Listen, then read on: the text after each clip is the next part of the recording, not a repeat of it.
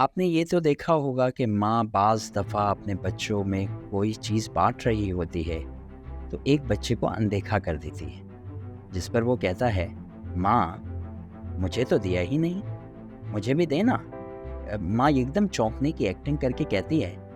اچھا تم رہ گئے، لو تم بھی لو۔ یہ بات یاد رکھیں کہ ماں کبھی بھی اپنے بچوں کو نہیں بھولتی،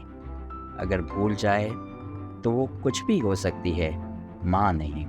ماں یہ حرکت صرف اس لیے کرتی ہے کہ اس خاص بچے پر اس لمحے اسے بہت پیار آ رہا ہوتا ہے اور وہ چاہتی ہے کہ وہ بچہ بے قرار ہو کر مانگے تو میں دوں۔ ماں اپنے مزاج میں خدائی صفات کے بہت قریب ہے، مثلاً باپ سے ہر چیز مانگنی پڑتی ہے جبکہ ماں بن مانگے دیتی ہے، جو خدا کے صفت کریم کا عکس ہے۔ اسی طرح یہ جو ماں بعض دفعہ اندیکھا کر دیتی ہے، یہ بھی خدائی صفت کا عکس ہے۔ وہ دن بھر اپنی ہزار نعمتوں سے بن مانگے نواز رہا ہوتا ہے، لیکن بعض دفعہ کوئی چیز روک لیتا ہے اور بس وہ یہ چاہتا ہے کہ وہ خاص چیز آپ مانگے تو وہ دے۔ یہ بھی اس کے پیار کا ایک انداز ہے۔ جب وہ اپنا پیار جتایا کرے تو منہ مت پھیر لیا کریں، بلکہ اسی طرح بے قرار ہو کر مانگ لیا کیجیے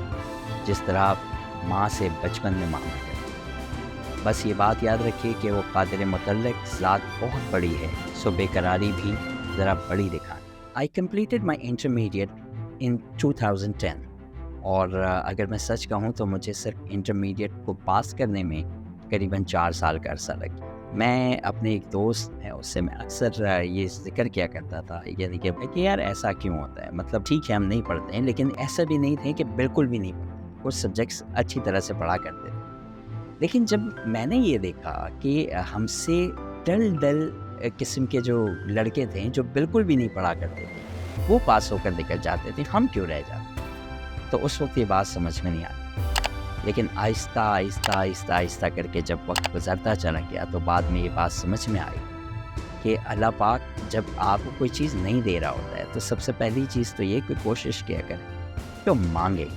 اللہ پاک کی چاہت ہوتی ہے کہ آپ آئیں اور آ کر اس سے مانگیں، لیکن قدرت آپ کو اگر کسی جگہ پر رکھتی ہے،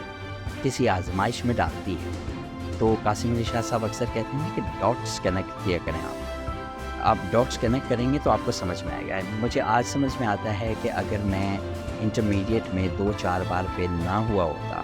تو شاید میں انگلش لینگویج اس طرح سے نہیں سیکھی، یا انگلش لینگویج کا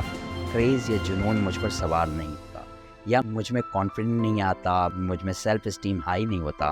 یہ ساری چیزیں۔ اور پھر اس کے ساتھ ساتھ جو ہے فیلئر برداشت کرنے کی جو پریکٹس ہوتی ہے وہ بھی اللہ پاک نے اسی وقت کروا دی، بلکہ اس وقت کیا اس کے بعد بھی جب انٹرمیڈیٹ کے بعد بی کام کیا اس میں بھی، پھر ماسٹرز کیا اس میں بھی، تو جن ساری چیزوں کو جب آج میں جا کر دیکھتا ہوں تو الحمدللہ میں نے ماسٹرز تو کر لیا، اس کے ساتھ ساتھ جو ہے میرے 2-4 انسٹیٹیوٹس ہیں اور بزنسز مطلب چل رہے ہیں ساتھ، تو اس میں ایک چیز جو مجھے سمجھ میں آئی کہ یہ جو فیلئرز تھے، ایکیڈمک فیلئر جو تھا میری لائف کا، ٹھیک ہے ہاں یہ نہیں کہوں گا کہ بھائی وہ اچھی چیز تھی، ہاں لیکن اس کے ساتھ اگر ایسا نہیں ہوتا تو شاید فیلئر برداشت کرنے کی جو ہمت ہے وہ کبھی نہیں آتی۔ تو جب کبھی بھی آپ کو کوئی چیز نہیں مل رہی ہو یا آپ کو یہ لگے کہ یار فلاں بندے کو تو مل گئی، اس نے محنت بھی نہیں کی، میں محنت کر رہا تھا مجھے ملی نہیں، تو صبر کر، کیونکہ اس وقت ہو سکتا ہے کہ اللہ رب العزت کی ذات نے آپ کے لیے کچھ الگ سوچا ہو، کچھ نیا سوچا ہو، کچھ بہتر سوچا ہو۔ آپ نے کیا کرنا ہے کہ اپنی نیت صاف رکھنی ہے اور اپنی ویلیوز کا گلا نہیں، حلال طریقے سے، لیگل طریقے سے آگے بڑھنا۔ انشاءاللہ تعالیٰ عز و جل آپ کا وقت بھی آئے گا، اور جب وقت آئے گا تو وہ آپ کو مل جائے گا، تب تک آپ نے صبر کرنا ہے۔ تو وہ کہتے ہیں نا ان اللہ مع الصابرین، اللہ صبر کرنے والوں کے ساتھ ہے، تو صبر کریں تب تک اور اللہ سے مانگتے رہیں۔ اللہ پاک کو مانگنا بڑا پسند ہے کہ مطلب جب کوئی بندہ رات کو اٹھ کر اللہ پاک سے مانگے اکیلے میں، یا رات کو اٹھ کر ہی نہ صحیح، اگر آپ بائک رائڈ کر رہے ہیں اور بائک رائڈ کرتے ہوئے آپ اللہ پاک سے،